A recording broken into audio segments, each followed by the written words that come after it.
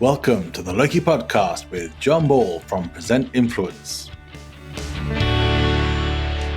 We use Buzzsprout to upload and distribute the Loki Podcast to all major podcasting networks.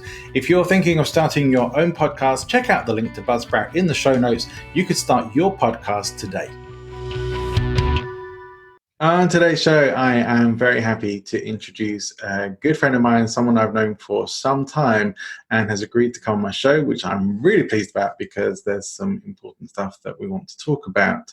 Now, his business is online graphic design and website maintenance, but he is also the leader and host of one of the biggest meetup groups, I think, probably in London. It certainly is to do with entrepreneurs and marketing and the likes, called Entrepreneur Jam. And his name is Suraj Sodha. Welcome to the show, Suraj. Thank you, John. It's so good to finally be on your show and be speaking with you about some important things that we're going to be talking about. Indeed. And one thing that's really cool for this is that some of the stuff that first got me into understanding things about internet marketing and social media marketing particularly, I learned from you because that was something that you were teaching for a while, right? It was, yeah. That's so lovely to hear. Thank you so much. And all of those concepts of internet marketing, which now go back, gosh, John, how long ago was that? It was many, many, many years ago. Yes. Whilst maybe the intricate details of it have changed, the overarching concepts are still so valid today. And I don't mean just in the internet marketing or marketing in general context, but in presentations and in running a business successfully and growing a successful business, and how that fits into your lifestyle as well. So all of those concepts that I used to talk about from stage and in workshops that you know me from, they still apply to this day. Now you have some pretty extensive experience in public speaking, and that's also a very good reason to be speaking to you on this podcast. But what led you there? How did you end up on this path? I know we met in the sort of personal development environment, training environment, but how did you end up on this particular trajectory? So actually, it goes back to when I was in a corporate job. So if you sort of picture, 20, 21 years old, graduated from university, I'm in my first corporate job, and doing the whole suit and tie routine, and my boss, a chap called Peter, who still to this day is the inspiration or the spark that got me into public speaking, because, and this might sound a little bit weird, but I looked up to Peter so much, and I wanted to be him when I grew up. It was that kind of scenario. I was so impressed by my boss. I was kind of, I was such a big fan of his, and the reason was the way he held himself and the way he presented himself. So just without going into any detail, because it's extremely boring, I worked in corporate law, specifically in the gambling sector. So my boss was a world-renowned expert on the intricacies of gambling law, which is really not that exciting. But he was nevertheless an expert. He had written articles. He was featured on publications in the legal world and so what have you. But one of the things that just really sort of impressed me about him was the way he presented from stage, and he was constantly invited all over the globe to speak at gambling conferences, at legal seminars, and what have you, about this particular topic. And that's actually where I learned about this concept of niche marketing and becoming an expert in one area of, or becoming an expert in one field, and really sort of becoming the expert there and being known as the expert in that area. And I remember seeing Peter on stage and the difference in the office. I was like, wow, he's able to like switch on and off between office Peter and stage Peter. And I was so impressed by that. Not from not the angle that I was impressed with was more a case of the skill of being able to do that and being able to communicate the message he was wanting to communicate to the audience, and the aura that he had about him, the stage presence. And I was wowed. I was starstruck every time I saw this guy on stage, and was so humbled and felt privileged that I get to work with him every single day. And that's where it piqued my interest about public speaking. And I remember thinking to myself, well, when I grow up, and bear in mind I'm 22 at this stage, I was saying, when I grow up and I'm like Peter, I'm going to be speaking on stages all over the world, and I want to be sharing my message or whatever that message may be. And I had no idea I wouldn't end up staying in the legal profession. But that's where it started for me, long before you and I met, John, in the Mm. personal development world, which actually gave me, for want of a better phrase, my break in public speaking. That's where I first set foot on a stage with a real human audience, where people were looking at me. I had hundreds of eyeballs looking at me, waiting for me to say something clever or something inspiring or something that will change their lives. Mm. And that's where I got the first taste of public speaking, even though I knew I wanted to do it long before we met. And by the time that period of our lives, we were in that period of our lives, I had been out of the legal world for a number of years already. So I was inspired at the age of 21, 22 by my ex-boss, but it wasn't until maybe my mid-20s when I actually got to put it into practice. Excellent. Well, it's interesting because just recently on one of my podcast episodes, I was talking with someone about who had inspired me in this area, and quite often it is the case that there's someone you've seen or been around or has some connection with who inspires people to go down this path. Not always, but often. And for me, it was someone we both know, Joanna Martin. Yes. And so the first time that I saw Joanna Martin on the stage, and this was at a training. She was teaching training, telling stories, and teaching us NLP from the platform. I knew that was what I wanted to do. I wanted to train. I wanted to present. But it took me seeing someone like her doing it so well. And I'd say now she does it even better than she did then. We saw her maybe in some of her earlier presenting days, but now she's Yes. really blossomed into her own brand and her own thing, and it's amazing to see what she's doing, and I hope to have her as a guest sometime in the future as well. But for me, she was like a model, if you like, for going into that path and coming into the public speaking and recognizing what an impact, a profound impact and difference you can make to people from that kind of platform.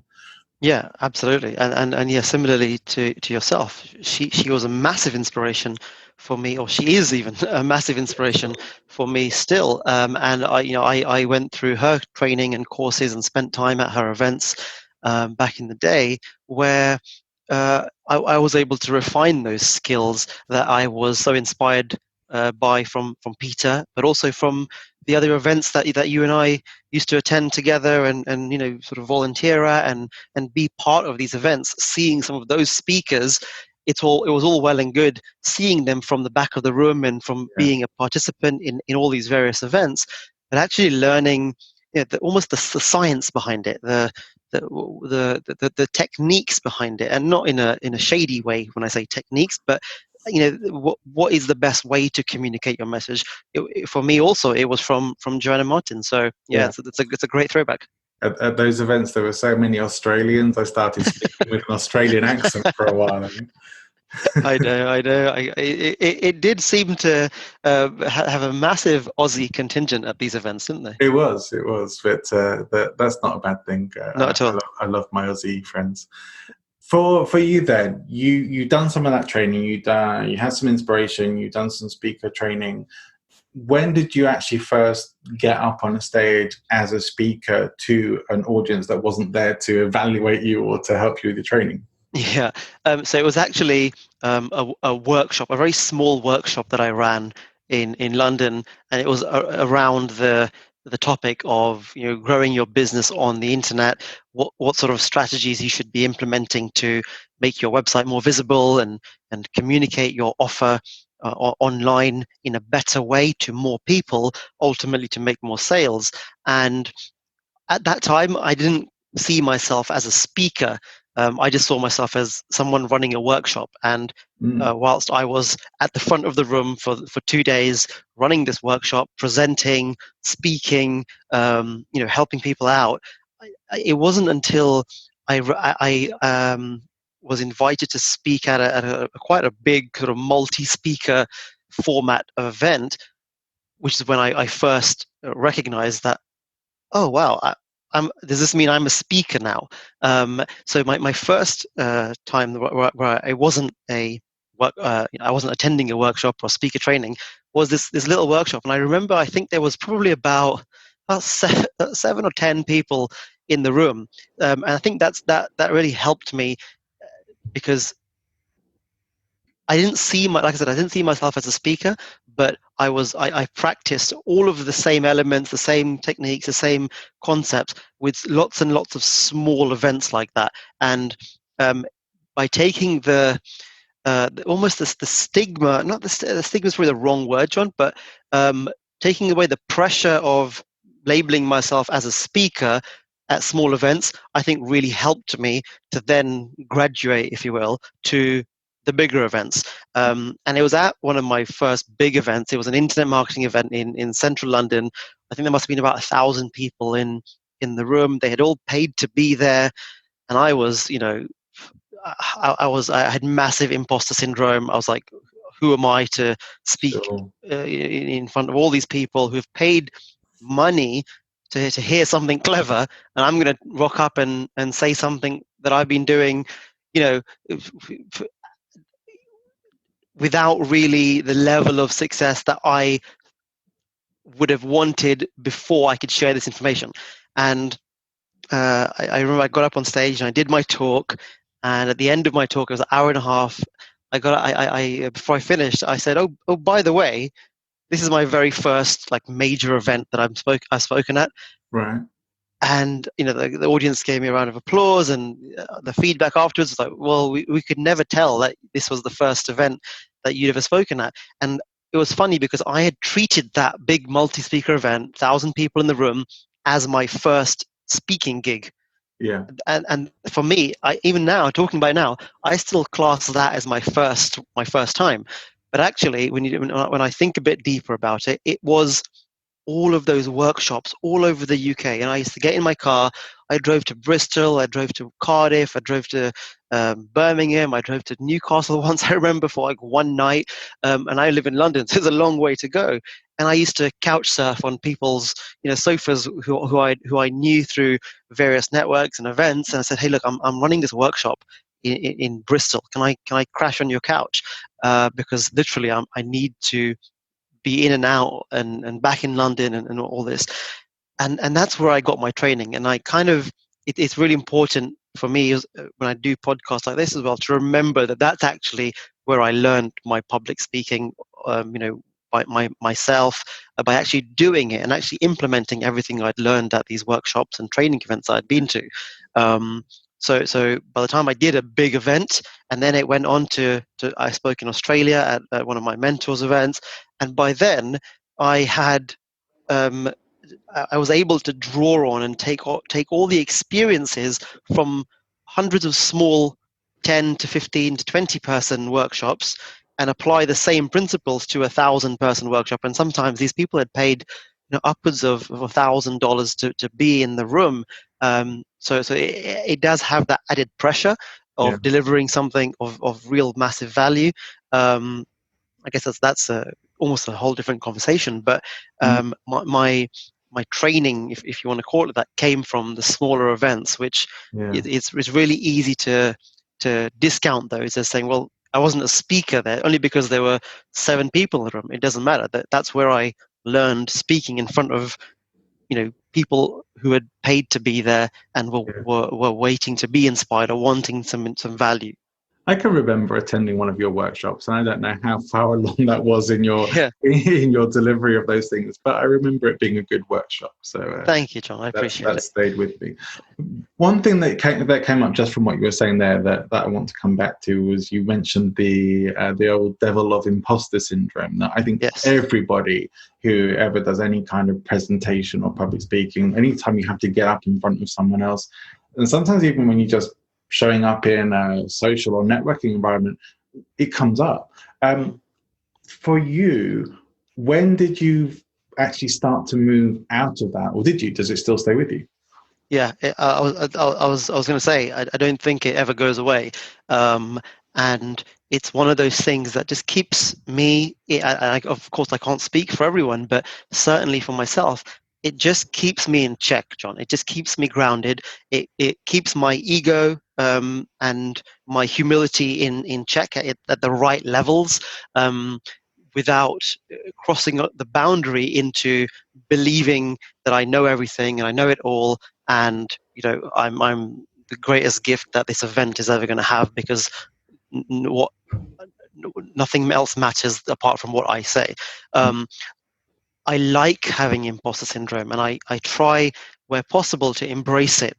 It's super difficult because it still gives you those butterflies. It gives you that doubt. It gives you feelings of self-doubt and self-consciousness, and it does make you question yourself and think, what am I doing, and why am I here, what's going to happen if this goes wrong. And you do start that self chatter in your head that actually it puts you down. But rather than try and block all of that out, I try and anyway, and I'm not saying I'm an expert in it. Sometimes of course it gets you down, but I try and embrace that imposter syndrome, because it means that, hey, I'm not the smartest person in this room, and I'm here to learn as much as to give value.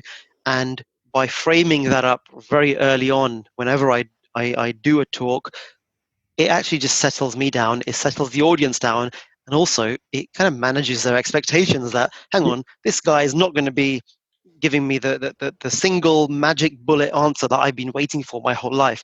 He is, just like me. He's also on a journey, and perhaps he's just a little bit further along on that journey than I am, as if I was talking in the audience. And that's where I like to position myself, and not just for the audience, but for myself, John, because the minute I start to get a little bit too big for my own boots, I know that that's game over for me, because that's when my ego is taken over. And the minute I start to look down on my audience and say, well, obviously they're here to listen to me because I'm the clever one and they're not, that's sort of game over. So I imposter syndrome is one of these things, I guess, which is it can really hurt your progress, but at the same time, you can actually keep you in check as you progress and as you go through that journey. And for me, my benchmark is the minute I don't have imposter syndrome.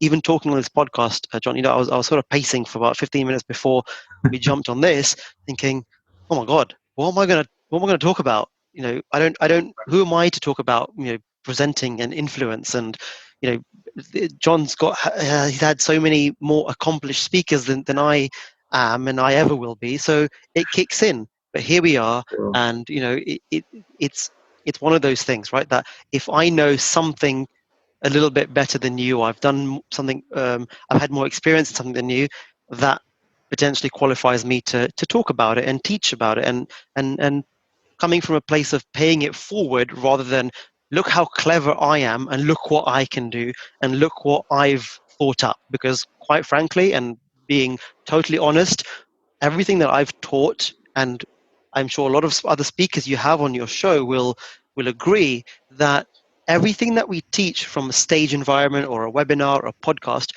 I haven't made it up, John. And all these things, I've not made them up.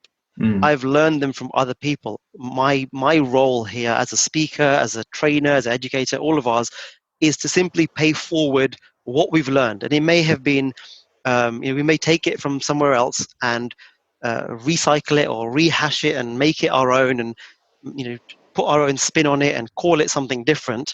But ultimately, I'm yet to find someone who has invented a concept that they've Yeah, taught. It's all, for want of a better phrase, it's just rehashed information. it is. And I'm not saying that in a bad way at all. There's No, nothing wrong with that. So that's where my imposter syndrome kicks in all the time. yeah, But then I remember that, are you even expecting me to come up with a magic formula you've never heard of before? Because absolutely. No, of course not. Of course not. But we live in a postmodern world, and by that I mean that everything pretty much has already been done, but we Yeah. still build on it, and we still take the principles and knowledge that other people have put together or provided us with, and we build on that as well. And so we take that hopefully a bit further. We put our different perspective or spin on it. I really like your spin on imposter syndrome, that you make it kind of a healthy thing. To me, it was reminding me of that. I don't know if you know much about Stoicism, but the whole thing of that the Roman emperors would have the someone behind them saying "memento mori," to remember that they were mortal, remember that they died too, that they're no better than their subjects and the people that they're speaking to. And it's that kind of thing as well, that keeping you humble, keeping Yes. you remembering who you are. I really like that, and that's a very healthy frame. But all too often, that imposter syndrome just stops people from doing it. You talk about me having much better speakers on the show. It's like I would probably class you as being a better speaker than me. It's like all the time I'm speaking to people who are thinking, I'm just glad you've come on my show and you're going to have a conversation with me. But in no way am I thinking, oh yeah, let's compare you to other people I've had Yeah. on. Because everybody has something unique to say. Like, this conversation is not a conversation I'm ever going to have with anyone else again, before or after. So it is a unique conversation, and it is interesting as well. So thank you for that. But one thing I want to take us to this, I just want to ask you a quick question. What has been the most exciting stage you've ever spoken from? And I'm going to add to that, do you enjoy speaking now? And was that something that transitioned for you? Because most people start off afraid from it, hopefully end up starting enjoying it. It's a great question. So the stage that the event that I was most excited to speak at, apart from my first one, which actually in hindsight I can now say I was excited about it. At the time, I wouldn't necessarily say I was excited. I was more anxious and nervous. Like you're on the fence kind of level. Yeah, one of those kind of situations. But the one I was most excited about was my very first international event. It was I'm trying to think how long ago it was. I can't even begin to think. Maybe Sometime 10 back. years ago, a long time ago. It was in Australia. It was on the Sunshine Coast, and I had literally reached out to the organizer and said, hey, I follow your stuff online, and I really like the information. I've implemented it. Here are my results from implementing it. What would it take to speak at one of your prestigious events to share what I've done? And I kind of pitched it from a point of view where I can come and big you up because I've implemented what you've taught me, and I can be like a walking, talking testimonial. And he replied, he said, I think you're ready. See you next month, question mark. And I literally fell off my chair. Yeah. And I booked a flight out to Sydney, flew from Sydney I spent a bit of time in Sydney, then went to the Sunshine Coast, and spoke at this event. I think there were about 600-700 people there. They'd all paid a premium ticket to be there because of the person that was running it and the other speakers that were there. And I had the best time of my life. I hired there was no Airbnb back in the day, but the equivalent of an Airbnb apartment with a couple of other speakers that I knew through the network and just through the community, and we shared this apartment, and we sort of were living like students again. It was amazing, John, Yeah. and I was so excited to be there because I was one of the only Brits on the stage, and it was incredible. I felt in that moment, that was my quote, I made it unquote moment. And I still have a picture of me setting up my laptop at this event, literally 20 something year old kid, just going along with life. And I was so excited. I remember stepping back and thinking, hang on a minute, I've just, like a few years ago, I quit my boring corporate job in law to start this website business. And now I'm speaking in Australia, other side of the planet. Never been to Australia before. Like, it was one of the wildest dreams come true. And that was the most exciting and probably one of the most pivotal moments of my speaking career, if you want to call it that. And to follow on from that, your second question, do I still enjoy speaking? Was that your Do question? you enjoy it now? Did you? Yeah, I absolutely enjoy it, and my speaking has changed from that format of me being on stage delivering value in the sense of these are my 3 steps to so and so or whatever I'm teaching. My speaking has changed, but I enjoy it immensely. And every time I get off a stage, and even if it's not a physical stage, even if I jump off a webinar or a podcast like this, I have such a rush of energy and that good feeling. I literally don't want to do anything else. And then I feel, wow, I want to do another one straight away. And it's, I guess, like the skydive. When you're about to jump, I don't know if you've ever done a skydive jump. I've done a few skydives, and Haven't. I'm too scared. it's one of the greatest things I've ever done. And it's the feeling of of that concept of you're up in the plane and the doors open in the plane, and you're thinking in your head, why is the door open in this airplane? That's not normal. And then why am I hanging out? Why am I stepping out of this open door in this flying airplane? This is not normal. And you're so going through these emotions, and then you're in free fall to the earth, 200-300 miles an hour, and it's just so liberating and so freeing. And then when you land, every time I land, my parachute comes off, and I say, I want to do that again. I want to do it again. Let's go now. Let's do it again, all over again. And that's exactly how I feel every time I speak at an event, whether it's a digital or in-person event. I still love it so much, and I know I'm not a polished speaker. And I remember something that actually Joanna taught at her events. She goes, "But actually, your aim is not necessarily to become a polished speaker." She said, "Your aim is to become a profitable speaker." And I've sort of adapted that a little bit, because I don't always sell from stage. In fact, most of my talks, I'm not selling directly from the stage.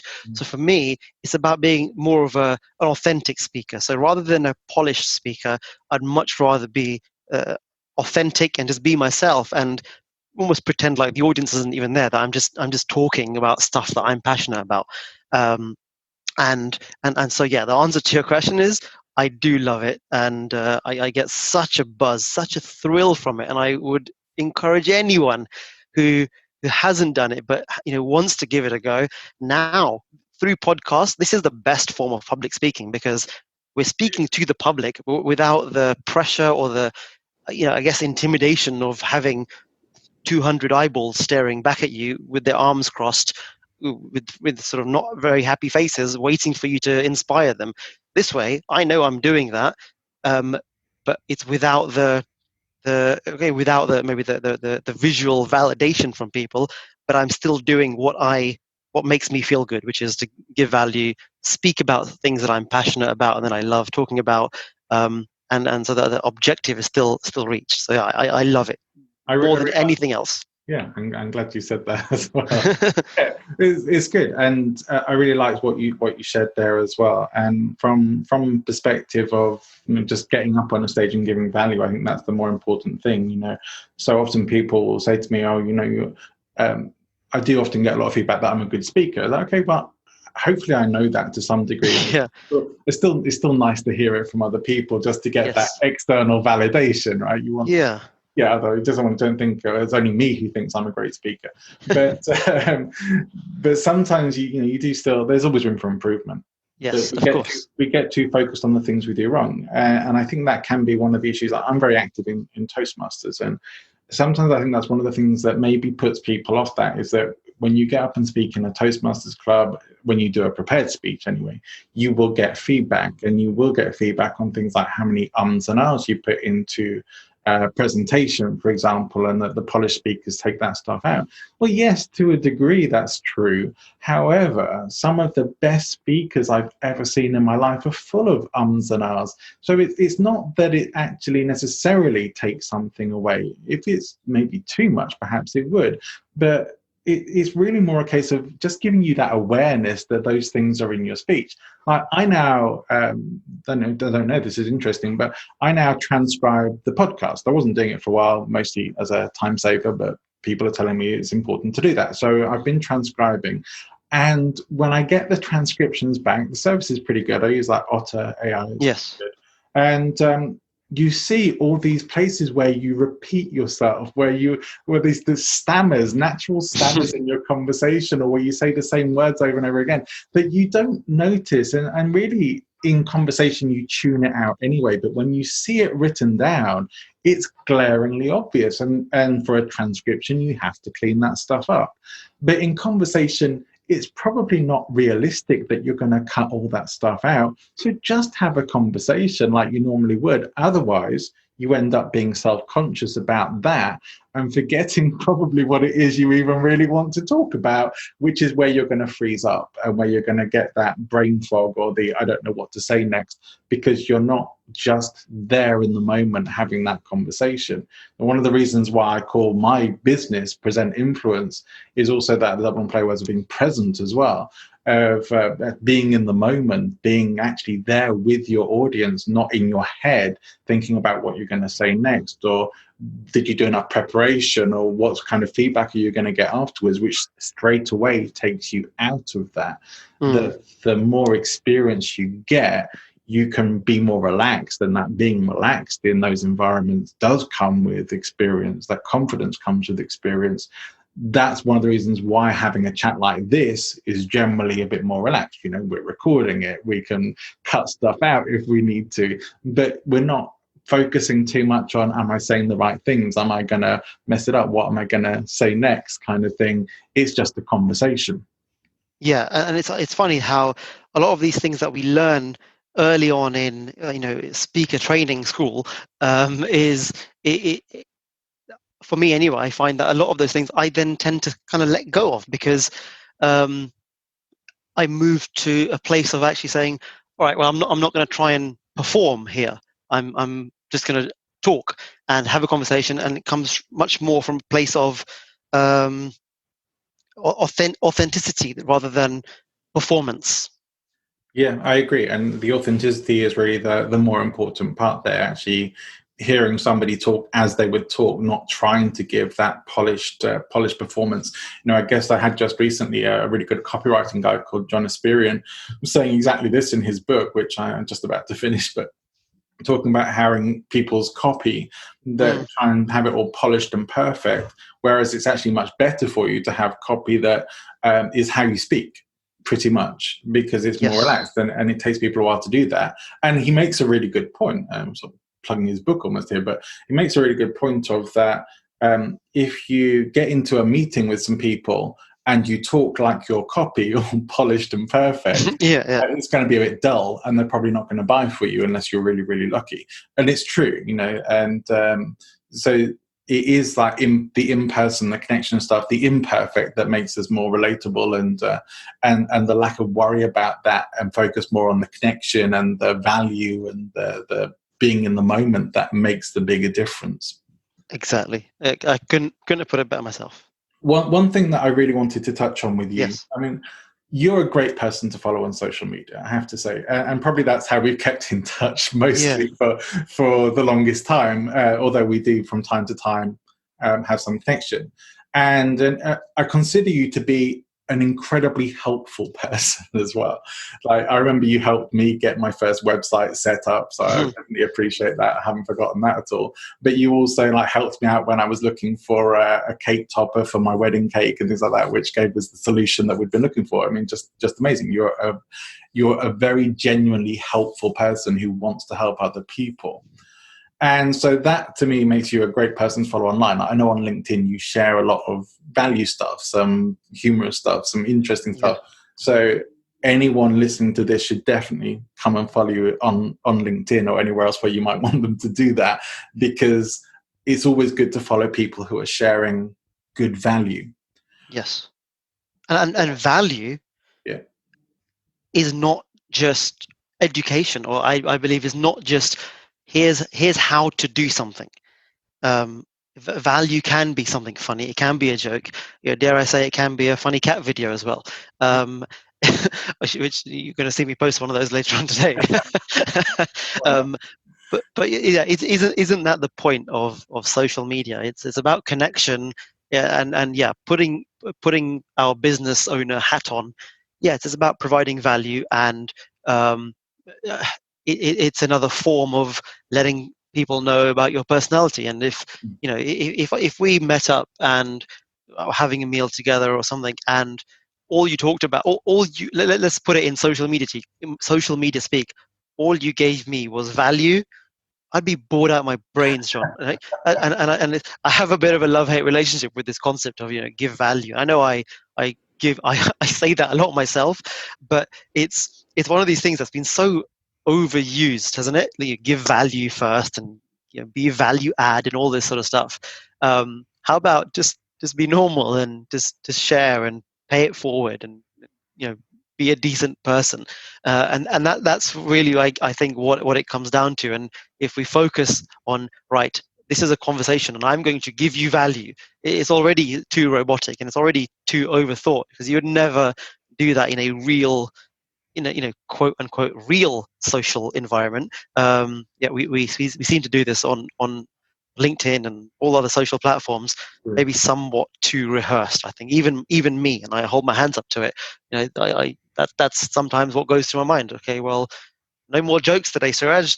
Put something of value out there that it's gonna change someone's life. And of course, there's never anything that I can post that will change someone's life. But yeah, it's interesting. But thank you for that. I really appreciate that, Well, and that you enjoy my posts. I hope this will impress you, but this is one of the things that I remember from your workshop all those Yeah, years ago, go of on. talking about social media and saying that social media is social. It's social Yes. media. So if you're just posting about your business, if you're just posting about stuff that you're going to be doing, or your articles or whatever else, it is boring and Yeah. it's not social. That you have to balance that with posts that might just be about what's coming up or what you're doing that day, or playing with the dog or the cat or Yeah.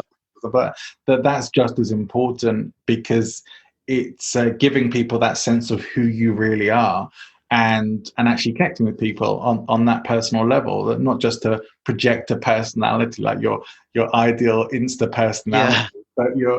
but who you really are. And that's what people will connect with more than anything else. So I remember that from your workshop, and that stayed with me. I think it's advice I still give to people in terms Oh, of thank you. That's so kind of you to say. And yeah, it is, and that advice still stands so true today, John. It's social media. It's not advertising. Advertising is very different to social media. And I know we have marketers have generally ruined social media, because these things were made for socializing and connecting with people. And in fact, Facebook was made for a very different reason, which would be completely unacceptable in this day and age if it was started as for the reason that it was originally started for. I don't know if you know, but Facebook was started for like a hot or not kind of yeah, platform to rate girls on campus, like, or to rate guys and girls on campus.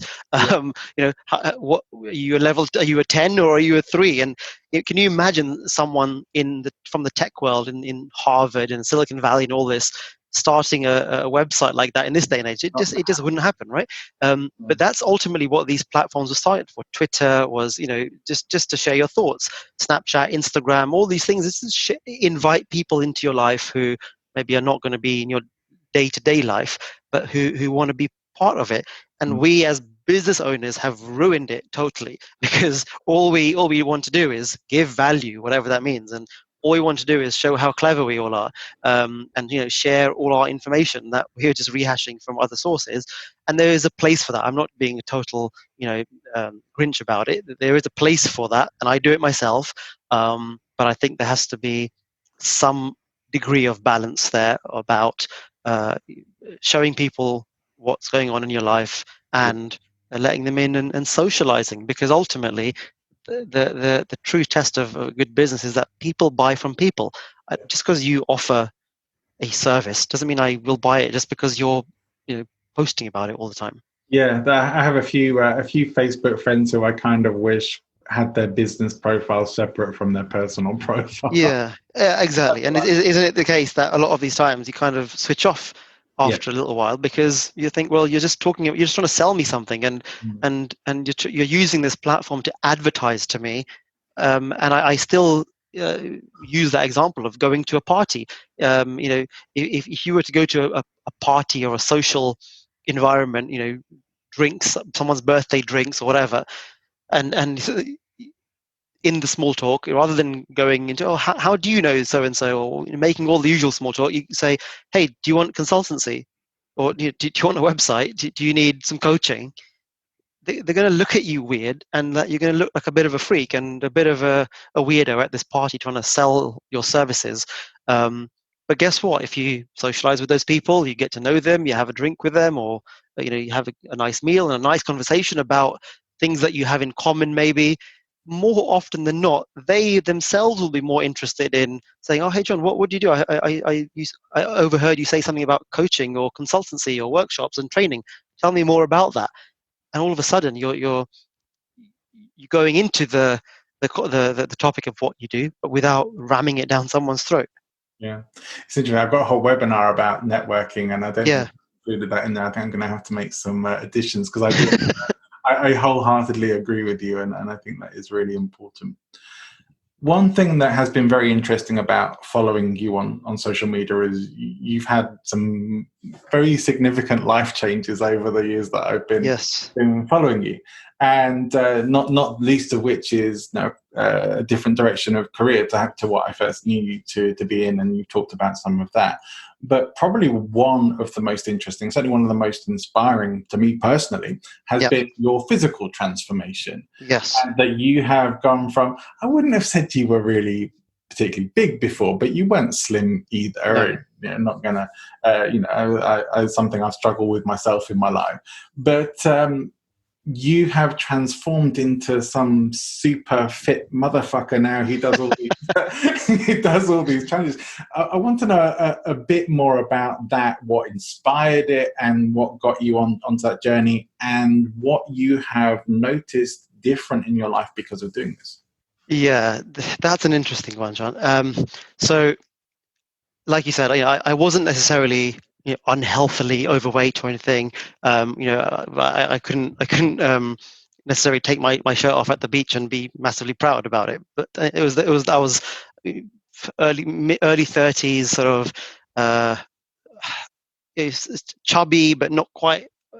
Not unhealthily chubby, but not fully happy with my appearance. But what triggered my full body transformation, from chubster to sort of being featured in Men's Health magazine, entirely sort of ripped and shredded to bits, was actually hitting a really low point in my life, and going from what you want to call cloud 9 to that rock bottom place where literally scraping yourself off the ground.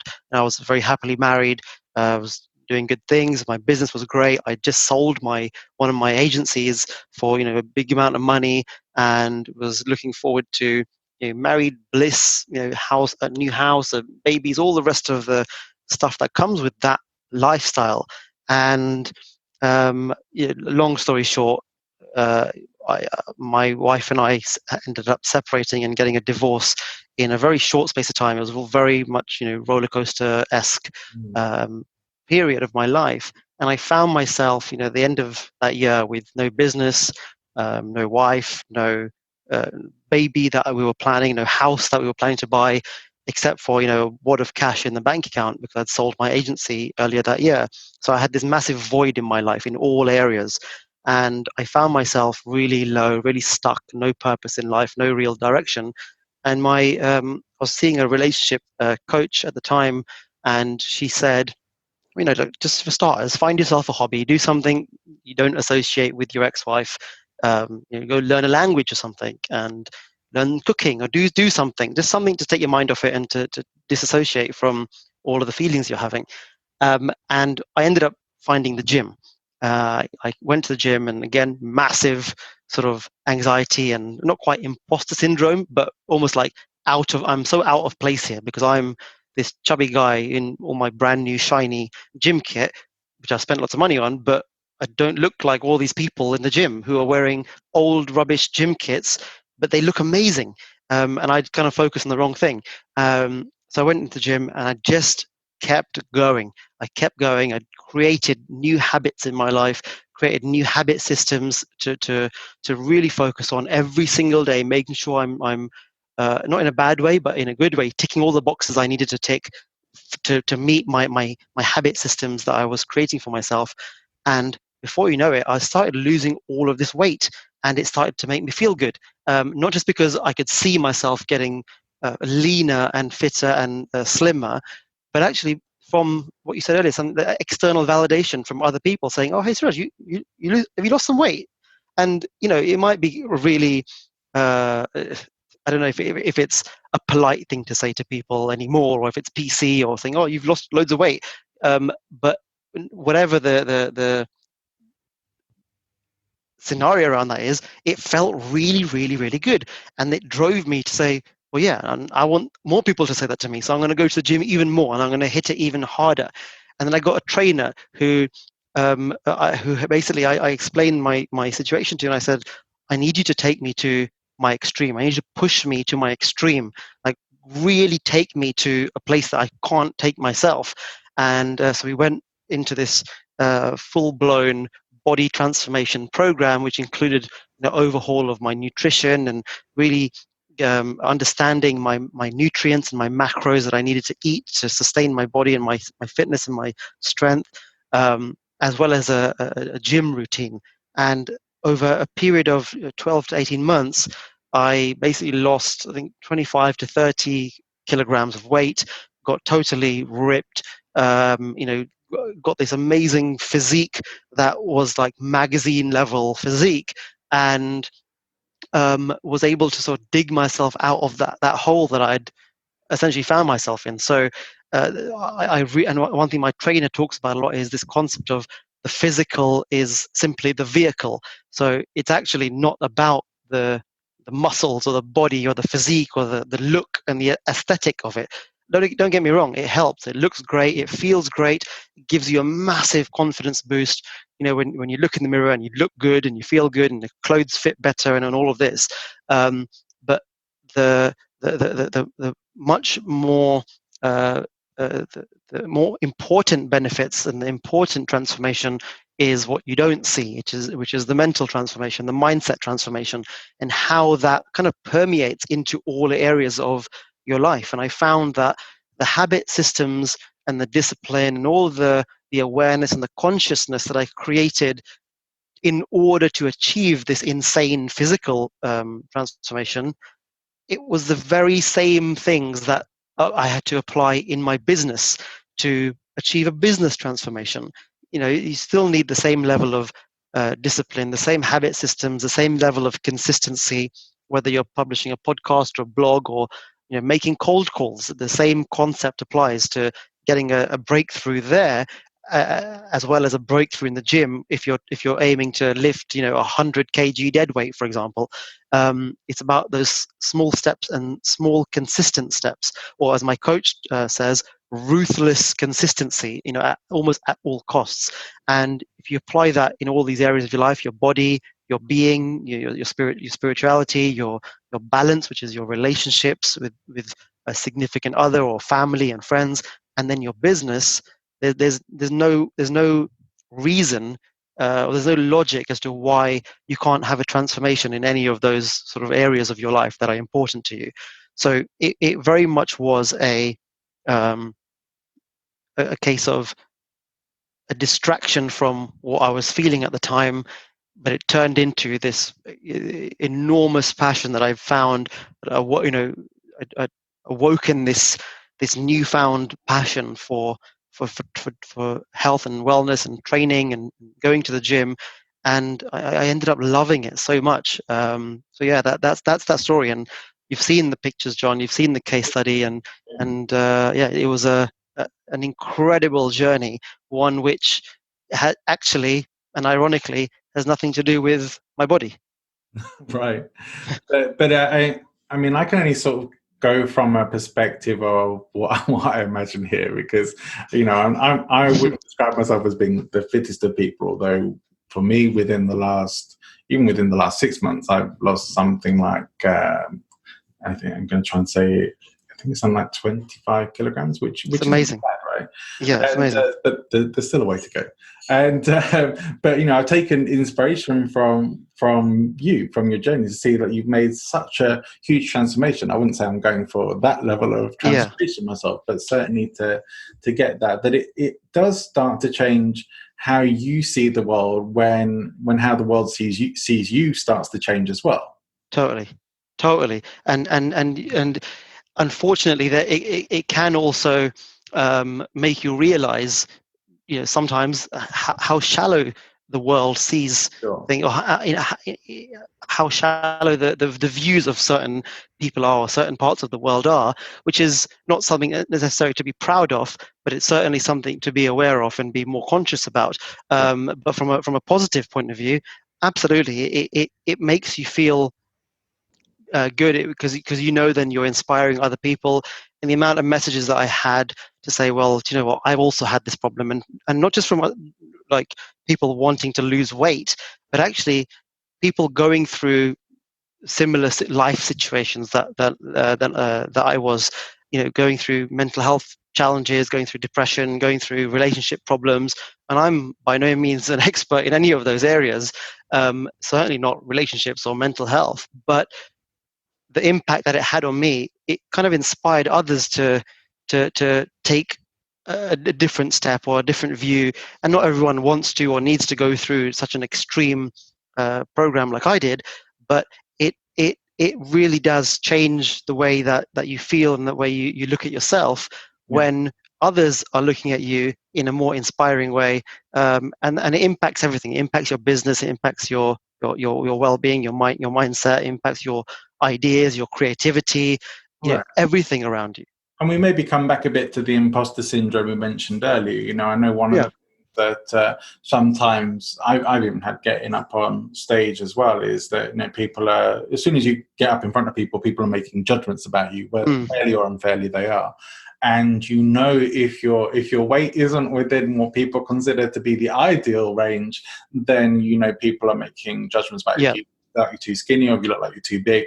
That's the first thing people are noticing about you, and are making a judgment about that either you don't eat enough, or you eat too much, or that you don't have self-control.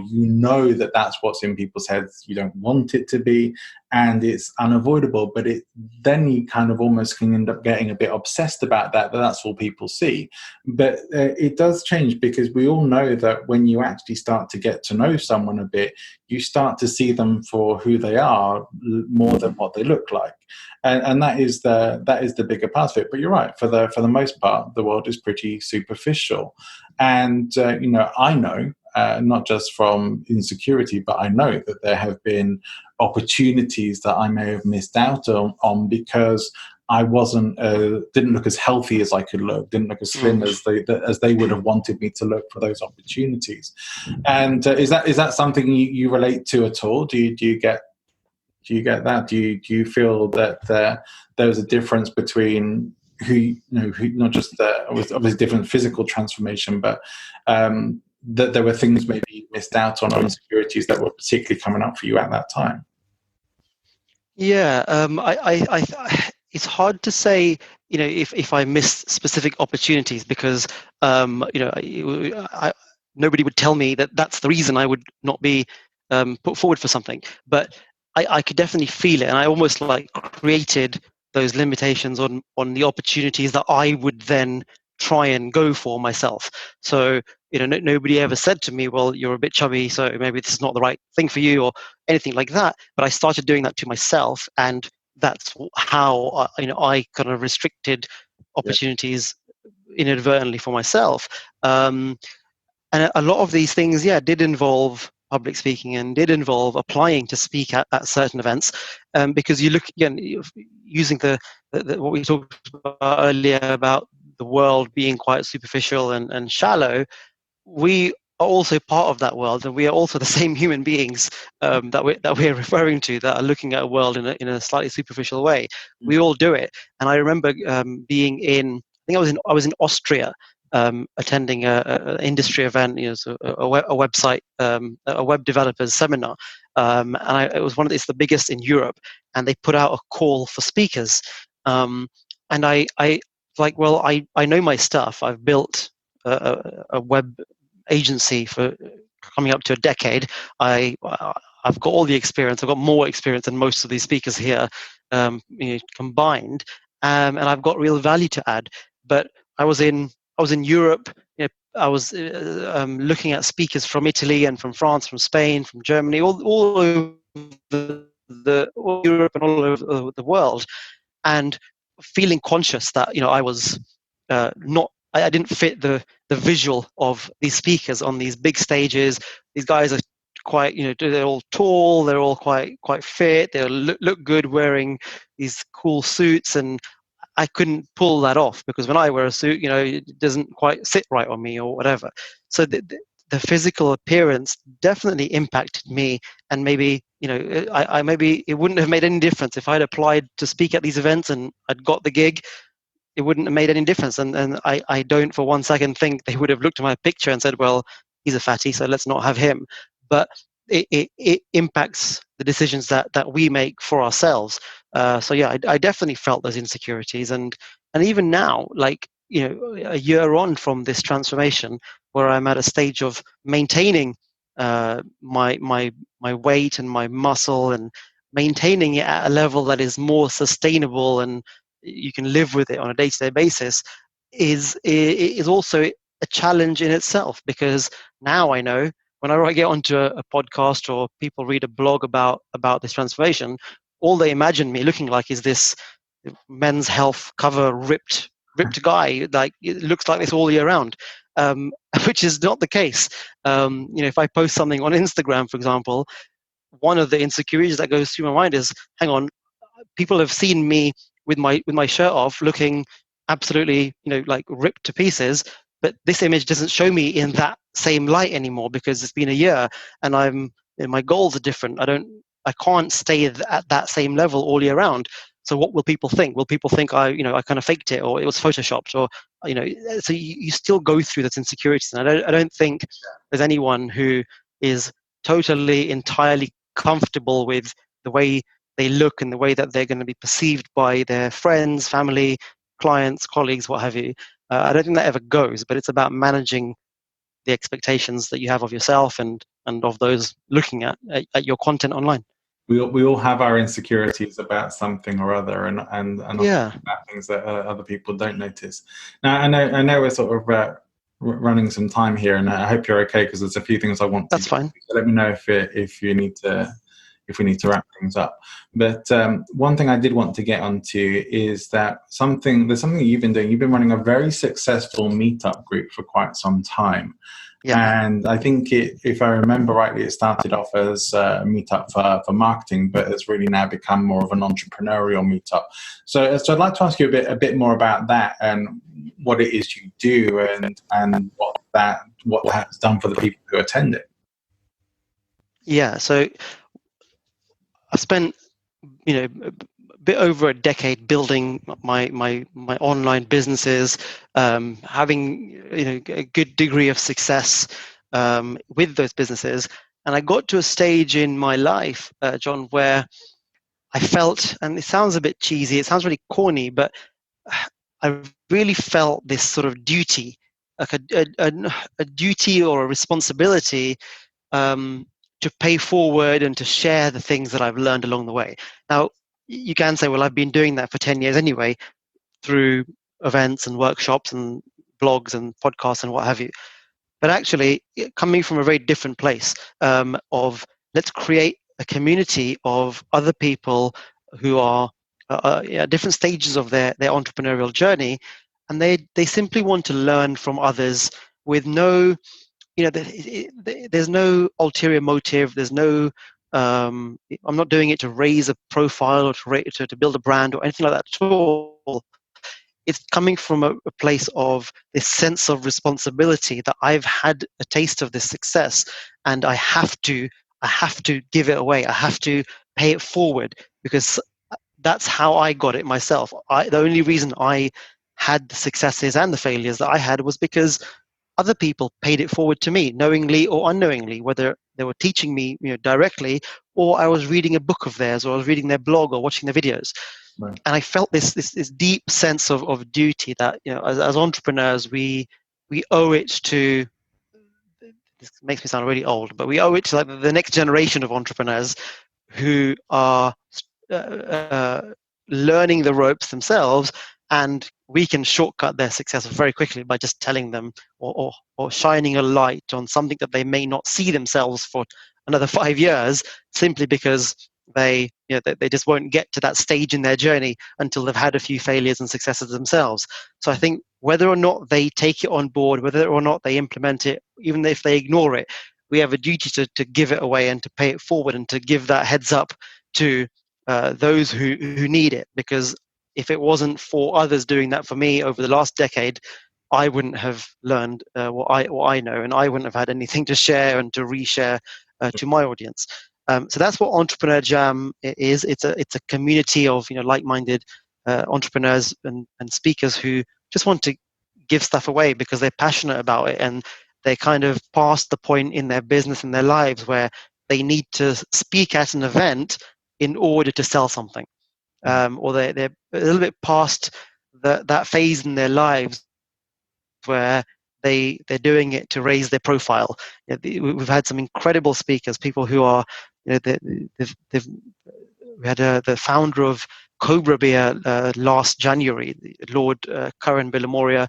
We've had other lords. We've had people with MBEs, people who've had massive impact in business and entrepreneurship in this country and abroad, but are not looking to sell a course or an ebook or a workshop or anything like that, or raise their brand, because Lord Bilamoria, I don't think I can raise a Lord's brand any more than he already has, right? And he doesn't need me to do that. And the concept came about where I was speaking to these people, and I remember having a call with a guy who is a real expert in time management and getting more done in less amount of time. And I told someone, I've got this call with this guy and it's going to be super exciting because he talks about how you can achieve so much more in less time and all this stuff. And they said, oh, will you let me know what he says? And this is going back a year or 2 years. And I said, yeah, sure, I'll give you a call afterwards. And of course, I forgot to give this person a call. Or when we did eventually speak a few weeks later, I'd kind of forgotten what we talked about in this chat with this guy I was talking about. And he said, "Oh, did you not record it, as a podcast or something?" And I said, "Oh, no, not really. I wasn't really into that, and podcasts weren't really a thing a couple of years ago as much as they are now." So he said, "Well, I bet you there'll be 50 people who would love to be a fly on the wall on that conversation, or to that conversation." And I said, "That's interesting. How could we do that?" And that's how the live events were created. And the concept of the live event is like a talk show. It's not a presentation. There's no slideshows or anything like that. There's no speaker doing a stand-up presentation. It's me interviewing somebody else, just like you and I are doing here, but in front of a live audience. And I joke about it at the events. It's like it's like the Oprah Winfrey show. I'm Oprah, where I sort of get the crowd going. I call in this expert and I interview them in front of the crowd, and we kind of forget that the audience is there. It's just me and the other person having a conversation about things that I want to learn from them. It just so happens that there's 100 people sitting in front of us also learning from them. So it's a concept of come and watch me learn from these experts. And I guess that's also the concept of a podcast, right?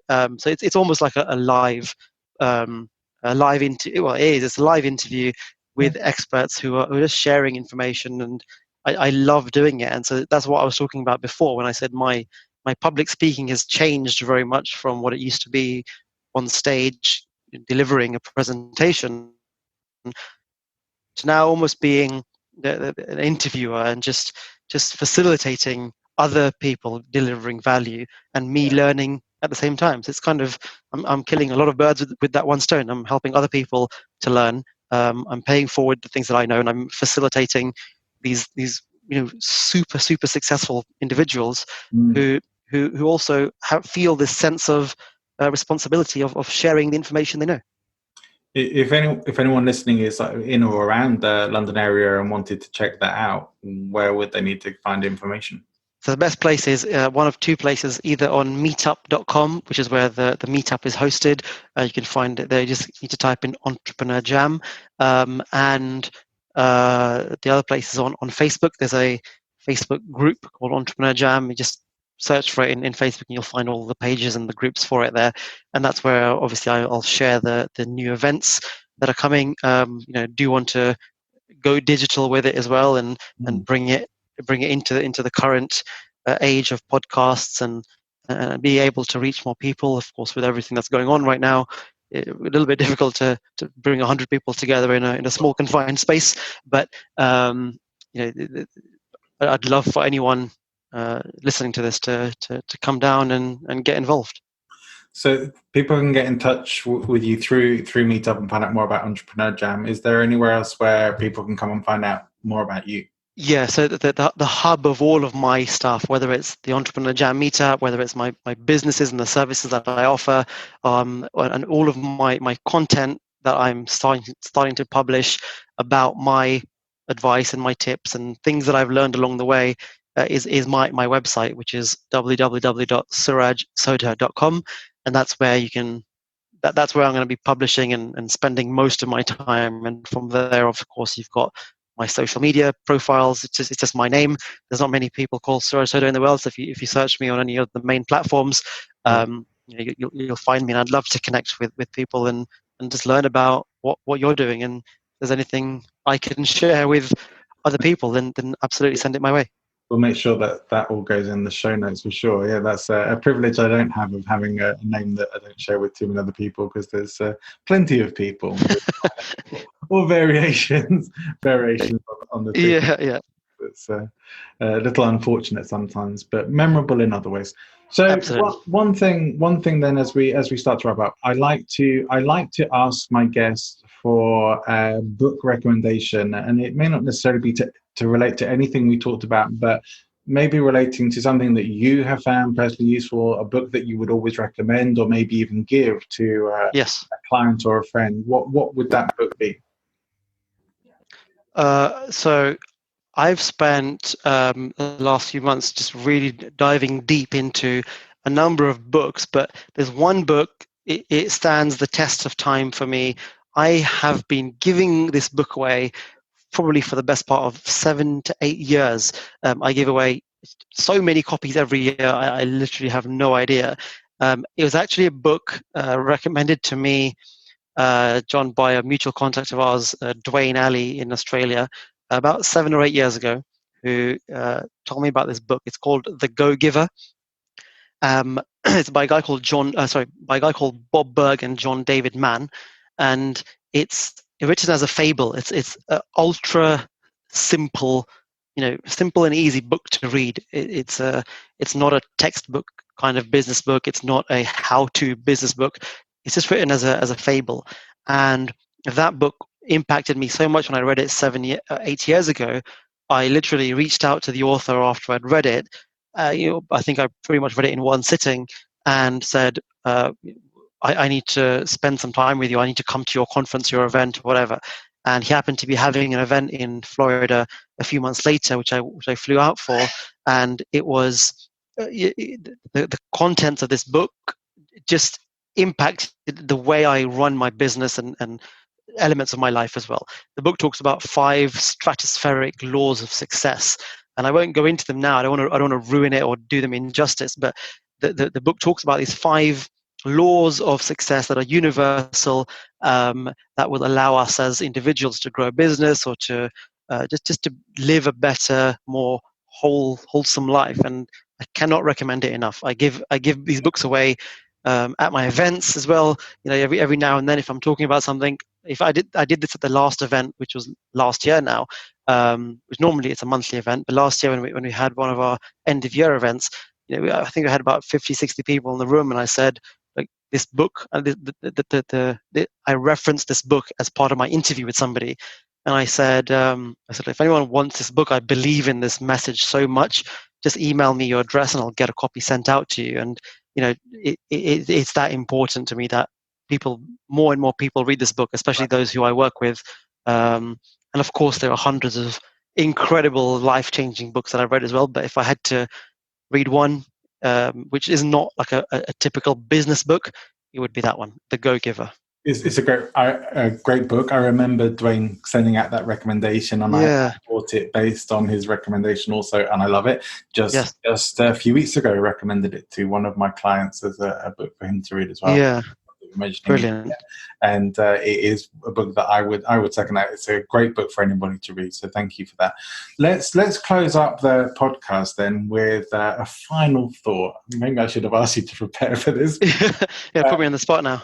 Well, but just a final thought, maybe a bit of your own personal philosophy or some action that you would want people to take, or maybe even something that relates to stuff that's going on right now, but just a closing thought to leave everyone with. I think lead with an authentic reason why you're doing things. If you're launching a podcast, if you're launching a blog, if you're launching a service or product or a course or an event, whatever it might be, we hear about people saying, make sure you know your why, you know your purpose, you know your ultimate end goal. I think we need to add just a word in front of that, which is authentic or authenticity. It's all well and good saying my why is to change the world, or my why is to do so and so. Rather than that why coming out of an exercise of some sort where you've got a big piece of paper and you're writing out everything that you want to get out of your brain, just make it authentic. And it doesn't have to be a life-changing mission or a world-changing mission that you're on to impact every human being on the planet. It as long as it comes from a place of authenticity and integrity, anything can work. Anything you can if your thing is about making money right now in wherever you are in your life right now, and you just need to make more money, that's totally fine. But do it with integrity and do it offering an authentic solution to someone's problem. And if your thing is about curing something or solving other people's problems, as long as it comes from a place of doing it out of integrity and authenticity, I think you're onto a good thing. So that would be my closing thought. There's too many people doing things inauthentically and with a lack of integrity. And on social media, like we talked about earlier, it's very easy to spot those people. So if you're the person sharing and giving authentically and with integrity, it's actually easier for you to stand out that way, and you don't have to work as hard either. Yeah, that's great. And these are things I hear business owners and entrepreneurs talking about more and more, operating within ethical frameworks, operating from a place of authenticity and service. And it's a good conversation to hear, and one that I hope continues to spread, especially through the corporate world, really, as well, where it's very needed. So that's a great thought to close up on, and we will close with that. Suraj, it's been a real pleasure talking to you. You've been a fantastic guest. It's been a really interesting conversation, and I look forward to connecting with you again in the future. Thank you so much. It's been an absolute honor to be on your show. I'm so glad we got to do this, and I can't wait to see more of how we can help other people and do more things together like this. Excellent. Thank you, Suraj. Thanks. I hope you've enjoyed this episode. If you have, please make sure to like and subscribe, and come back for more great episodes and chats with amazing people. If you think you'd be a good guest for the podcast, or you know someone who would, or you think I'd be a good guest for your podcast, please feel free to get in touch. You can email me, john@presentinfluence.com. If you think I'd be a good speaker for your event, or you'd like to learn more about public speaking, presentation skills, whether that's online or in person, creating online products and services, video content, having clarity, confidence, and charisma in all of doing that, then please shoot me an email or visit my website, presentinfluence.com, and I'll see you there.